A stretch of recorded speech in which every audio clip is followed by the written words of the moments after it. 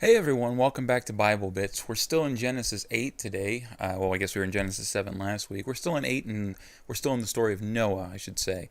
We're not going to read all of Genesis 8 today, but I do want to point out a few sections that really I think we can identify with and can give us guidance in our own life as we look and try to figure out how to better serve the Lord and how to better follow His will. Genesis 8, starting in verse 1. But God remembered Noah and all the beasts and all the livestock that were with him in the ark. And God made a wind blow over the earth, and the waters subsided. The fountains of the deep and the windows of heavens were closed, the rain from the heavens were restrained. And then later on in Genesis 8, as we move down to verse 15, this is, let's do verse 14. This is when the waters have finally totally subsided. In the second month, on the 27th day of the month, the earth had dried out. Then God said to Noah, "Go out from the ark, you and your wife and your sons' wives with you. Bring out with you every living thing that is with you of all flesh, birds and animals and every creeping thing that creeps on the earth, that they may swarm the earth and be fruitful and multiply on the earth." So Noah went out, and his sons and his wife and his sons' wives with him. Every beast, every creeping thing, and every bird, everything that moves on the earth, went out by families from the ark. We haven't talked a whole lot about Noah's actual story in our sections of looking over Noah's the flood area of Scripture. We've mentioned him and we've kind of looked at the brief aspects, but we haven't talked a lot about Noah himself. And the reason for that is, interestingly enough, Scripture doesn't seem to care all that much about Noah himself.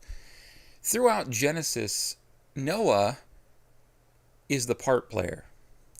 What do I mean by that? Well, a good example of this would be Noah doesn't actually get any lines in Scripture until well after the flood. You know, you would think that Noah, the guy who's building the ark, who's called righteous before God, who's dealing with the flood as it comes down, and who now in this section of Scripture has come to the end of the flood, the last people alive in the area, you think Noah would have something to say, but nowhere do we get any of Noah's words until much later on. That may seem odd, but I think actually it's showing an important point that we need to grasp as people. This section of Scripture is not about Noah. It's about obedience. It's about Noah's obedience to God. Not what Noah wanted, not what Noah thought was best, not what Noah thought was the right way to go about building a boat. Odds are, but Noah didn't have any idea how to build a boat. He was just doing what God told him. This wasn't about whether or not Noah had the right agricultural setup to replace humanity. This isn't about whether Noah was a really smart guy who could figure everything out in the coming days. Noah was obedient. Noah did what God asked of him. Hebrews 11, I think, sheds some light on this. Hebrews 11 starting in verse 6. "And without faith it is impossible to please him," that is God. "For whoever would draw near to God must believe that he exists and that he rewards those who seek him. By faith Noah, being warned by God concerning events as yet unseen, in reverent fear constructed an ark for the saving of his household. By this he condemned the world and became an heir of the righteousness that comes by faith." Did you catch on to that? Concerning events as yet unseen. I don't know about you, but if I had been told to build an ark in an era where there had never been a flood worthy of an ark, we don't know where they lived exactly, but presumably it was a place near water. Most ancient people live near water. However, it was unlikely that Noah lived anywhere near a sea or the ocean, mainly because that kind of area really isn't suitable for drinking water typically. It's a lot harder to work with. They were probably by rivers. So it's very unlikely that Noah had any idea about boat making beyond something that can just kind of float on top of a river. How mind-boggling would it have been to Noah to think about an ark? Something so massive, so huge, that really the only thing that could possibly lift it up would be an ocean. God was telling Noah to build something that was far beyond anything Noah could comprehend. And Noah probably had doubts from time to time. You know, as he was building that ark and the days were going on, odds are from time to time it rained. Odds are, there would be fog and mist coming up from the ground as the weather changed. Noah probably saw water all around him all the time, but none of it was big enough or strong enough to really do what God was warning Noah was going to come. But Noah wasn't being prepared for a day that was here. He was being prepared for a day that was coming. And so he was obedient. Oftentimes, we're asked by God to do things that we don't see the sense of in the moment. We get caught in our plans. We get caught in the way we're going to do things. We have our decisions about how we're going to run our lives, where we see ourselves in 5 years, 10 years, where we're going to school to make sure we get this or that degree, where we're going to use that degree, where we're going to have our family, where we're going to set up and have roots put down. We have our own lives figured out. And then sometimes God comes along and says, this is what I want you to do. And we look around and we look at our lives and we say, God, this really doesn't line up with my plans. This doesn't make sense. Why do I need to do this? It doesn't seem to fit what's best for me. It doesn't seem to fit the moment. But God's usually not calling us for the moment.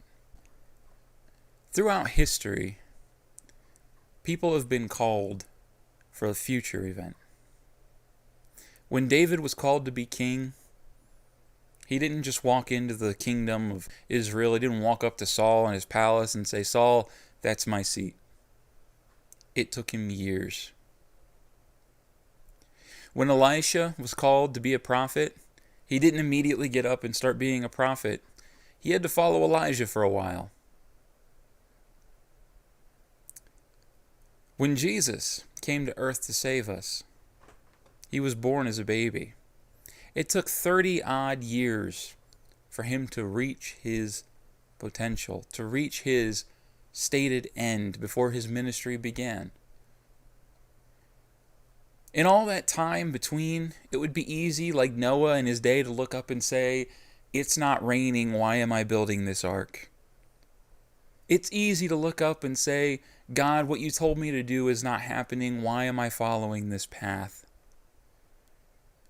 We need to keep in mind that we are not called to anything but obedience as followers of God. And sometimes that obedience means we're going to be building an ark when there's no rain in the sky. We're going to be following steps that, as we look down at our feet, don't seem to be leading anywhere. The road we're on, it's going to look less paved than the one others are on. It's going to look less traveled. It's going to be overgrown, and we're going to think to ourselves, God, surely this was a mistake. Maybe I didn't hear you correctly. Maybe you meant something else. We'll be tempted to give up. I want to encourage you today not to give up, to continue following what it is God has put in your heart.